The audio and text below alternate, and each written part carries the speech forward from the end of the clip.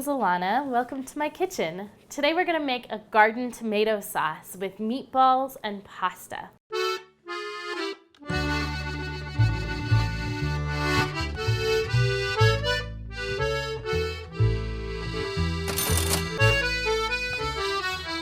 It's a great dish to make on a weekend because you can make a bunch of extra meatballs and use them for different uses throughout the week. We're going to start with the meatballs because they take a little time to bake, and while they're baking, we'll go ahead and make the tomato sauce. So the first thing you're going to want to do is preheat the oven to 350 degrees. For the meatballs, what we're going to need is about 2 pounds of ground beef. You could also use ground bison, sometimes they have that at the farmer's market, or even ground yak or ground turkey. We also need 1 egg. We're going to need about 1/2 cup of breadcrumbs, 1/2 cup of Parmesan, some tomato paste, and some seasonings. So we're going to start by just putting the meat into the bowl.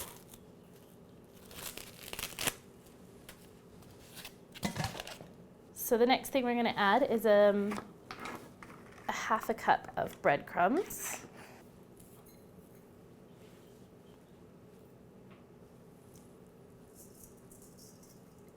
And then we're going to do 1/3 cup of Parmesan cheese. This is going to be a nice shredded Parmesan cheese.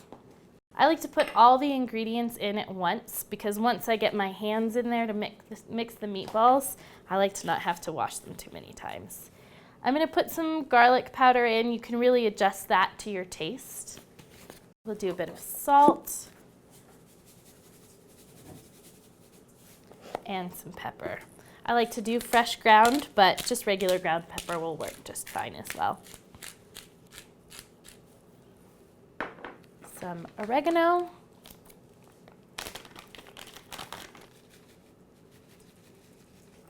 And 1/2 can of tomato paste. We're going to use the other half of this can for the tomato sauce.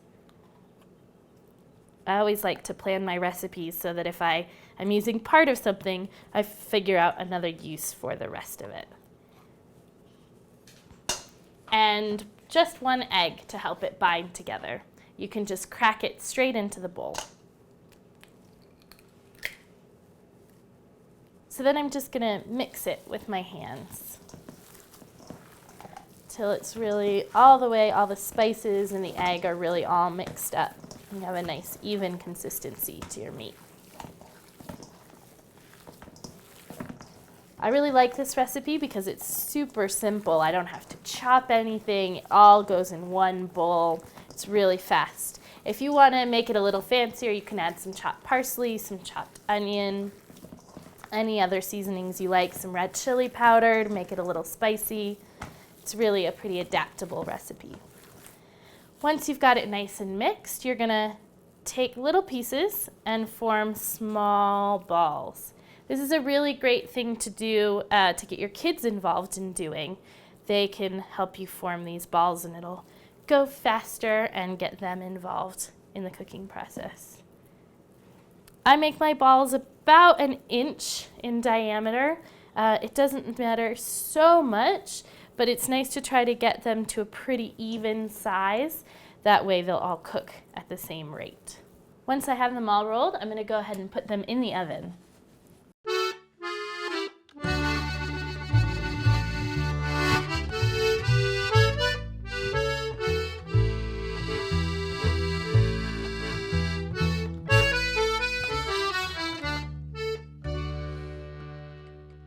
So before I get started with my sauce, I'm going to fill my pot with water for the pasta.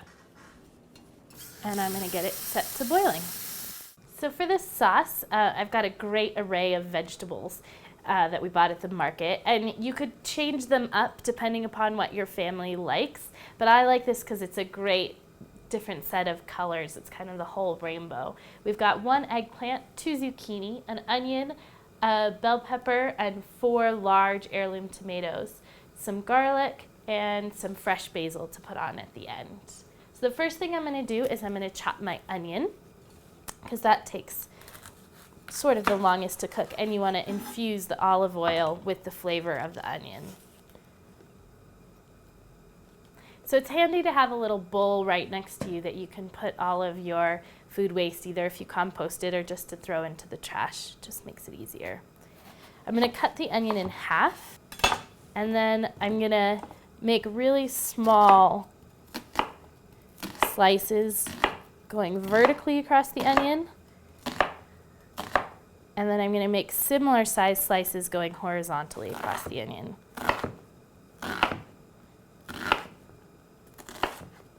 This makes a really quick mince of the onion. Next, I'm going to put some olive oil in the pan, enough to coat the bottom of the pan, maybe about 2 tablespoons depending upon the size of your pan, and just twirl it around to get it nice and coated. I'm going to go ahead and turn my burner on to about a medium-high heat for this part, and I'm going to add my onions. It takes a long time to cook eggplant, and the thinner you cut it, the more quickly it will go. I'm going to cut it in half and then cut each half into thirds and make small slices.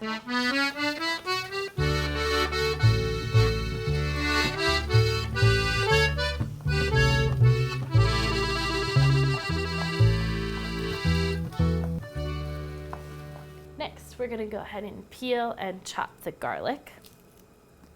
So depending upon your family's taste, I do about a half a head of garlic, but you could do more or less according to your family's taste. I find a really easy technique to get it peeled is to give it a little smush, and then you should be able to just pull from the ends. So now I'm going to chop the garlic, and I like to just kind of put it all in a pile and just chop away.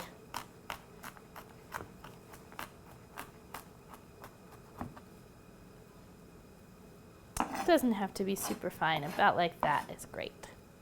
Next I'm going to work on my tomatoes, but I'm just kind of putting everything into the pot as I go, stirring regularly to make sure that everything's getting an even heat. The eggplant and the onion are going to need a fair bit of time to cook, and I like to get the garlic in there while it's still just frying as well. For the tomatoes, I'm just going to slice them in half.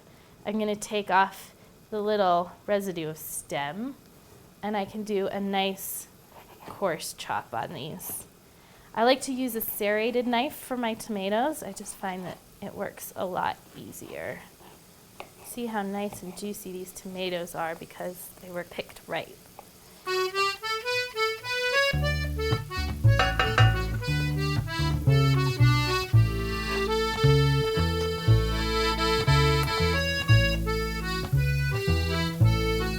At this point, I put the lid on and let the tomatoes cook for a little bit. Keep the juices in and turn the heat down a bit. So after about 20 minutes, you're going to take the meatballs out and you're going to flip them. You want to get them browned on all sides. So you check to make sure that they're browned on the bottom, and then you know they're ready to flip. Then we're going to stick them right back in the oven for about another 15 minutes. So you're going to want to take a look and check and see how the eggplant's doing.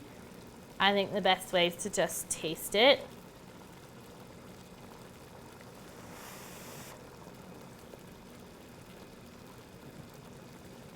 That eggplant's going to need a little more time to get tender enough because the rest of the ingredients don't take very long to cook.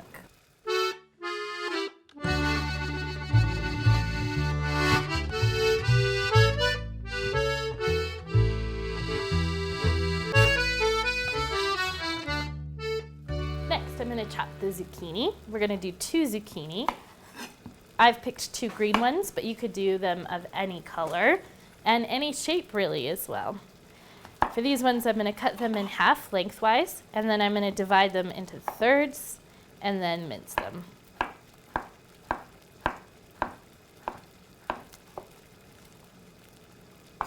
And finally, the bell pepper.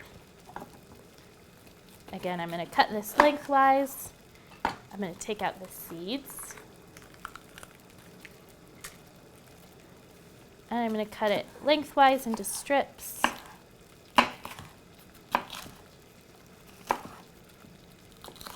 And then cut those strips into little squares.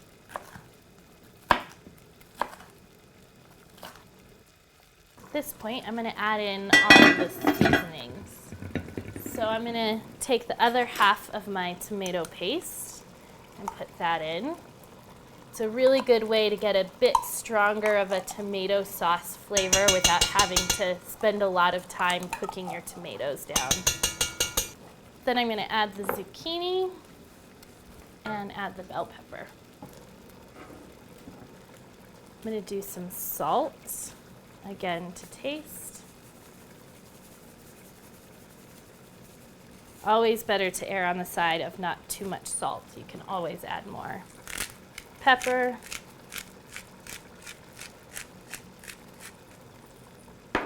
And some oregano. You could also do other dried herbs, basil, thyme, whatever you like. Give it a little stir. So once all the ingredients are into the sauce, I'm going to go ahead and salt the pasta water and put the pasta in. I'm using a penne because I really like the texture of it. It's a great carrier for sauce, but you can use whatever kind of pasta you and your family like. Once I've got my pasta in, I'm going to set the timer for about 10 minutes to check on it again. I'm going to leave my sauce boiling, and I'm going to use this opportunity to flip my meatballs and do a few dishes. Last step is the basil. This is just going to get chopped and put fresh on the sauce. It's not even going to get cooked into the pan. So I'm going to take the leaves off the stems, and then I'm going to just finely chop them. It's nice to kind of squish them all in together and then make little strips. Then you're going to turn your pile around and do them the other way. So once my sauce is all cooked, I'm going to just test it to make sure that the eggplant especially is all the way cooked. Everything else will definitely be cooked. Perfect. So now you have a choice. You can leave it as a nice chunky sauce, but especially if you've got kids, a lot of time they're afraid of those big chunks of texture. So you can take an immersion blender. If you don't have one of these, it's a great investment. They're not expensive, and they make blending a sauce really easy. I'm just going to take the immersion blender and blend it.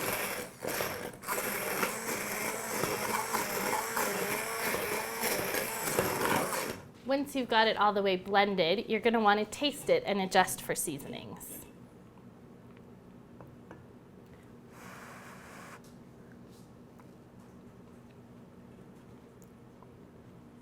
I think it's pretty good. So we're going to go ahead and put the pasta on. Some sauce. And some meatballs. Some fresh basil. And you've got a delicious dinner. So the recipes we've made leave plenty of extra to have a nice meatball sandwich for lunch the next day with a yogurt cucumber sauce, or to put some sauce away for freezing in a Ziploc bag, or you can just put some of the sauce in jars and keep it in your fridge and use it for flatbread pizzas or whatever you like. It's really a great idea to cook a bunch when food's in season and put it away for later because the prices are best and it saves time and energy. That's all for now. See you guys at the market.